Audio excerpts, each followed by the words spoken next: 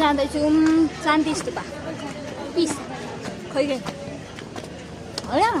त्यसका बाजे 400 सिँढी चढेर 40 मिनटमा फर्किनु भने 5 मिनटमा 100 सिँढी चढ्नु पर्यो फर्किँदा पनि 5 मिनट अनि फोटो सोटो गोली मार भिडियो पनि खिच्न नभएन रे राम्रो राम्रो राम्रो जिन्दगी भएन त ल थालिङ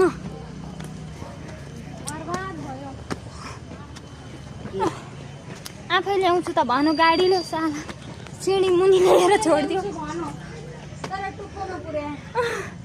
सिँढी मुनि ल्याएर छोडिदियो सिँढी माथि कसले लग्छ त्यही भएर हामी जाँदैछौँ है चटपट खायौँ हामी गफ गर्दैछौँ दाइ दिदीसँग अब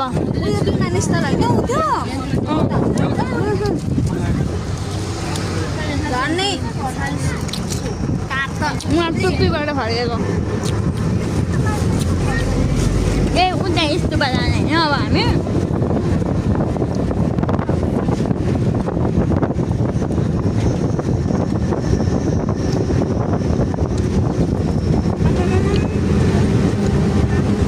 अपार मेहनत पछि हामी आइपुग्यौँ स्तूपामा त्यसको बाद म पागल हुनु परेको त आयौँ माथिबाट 400 सिँढी पार गरेर तर माथि चाइनिज दिदीहरूले ढिलो गरेर हामी सबै पर्खिरहेको छौँ गाडीको सबै बेला भएर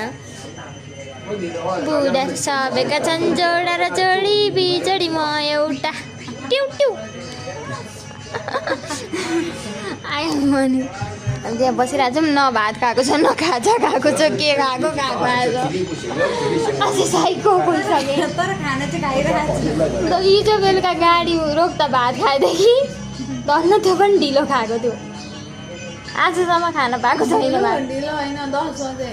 बजीतिर 11:30तिर खाएको होइन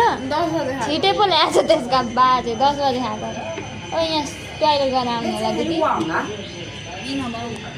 उति छ त कहाँबाट आएको 32 नम्बर वाडाबाट 3 नम्बर वाडा आइपुग्यौँ मेरो चाहिँ शङ्का भनेको अब चमेरे गुफा लाग्दै हुनुहुन्छ उहाँहरूले हामीलाई भन्ने गरी हिँडाउनु भयो तर पनि ठिकै छ हाम्रो पैसा असुल भयो सबै कहाँ लगाएको चाहिँ थाहा छैन है खाना नखानु है हामी तपाईँहरूलाई खाने बेलामा भन्छौँ भन्दै थिएँ कि कति बज्यो थाहा छ मेरो घडी थिच्छ मेरो घडी भात नखाएको खाजा आएको दिदी र म त बिहोस टाउको चाहिँ बोकाले अब चाहिँ लास्टै कुहीँ गर्न हुन थाल्यो मैले सबैहरू बटारी नहाल्यो मम्मीले सुन्नु भने मम्मी बिहोस